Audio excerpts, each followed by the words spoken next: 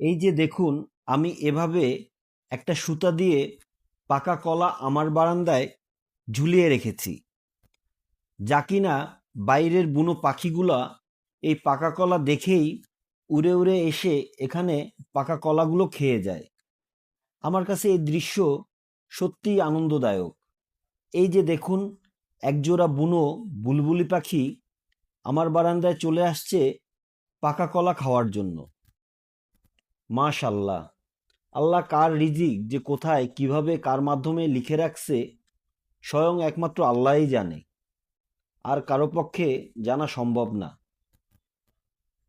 তাই আমার এই ভিডিওটা যদি ভালো লেগে থাকে অবশ্যই লাইক কমেন্ট দিবেন। ধন্যবাদ সবাইকে।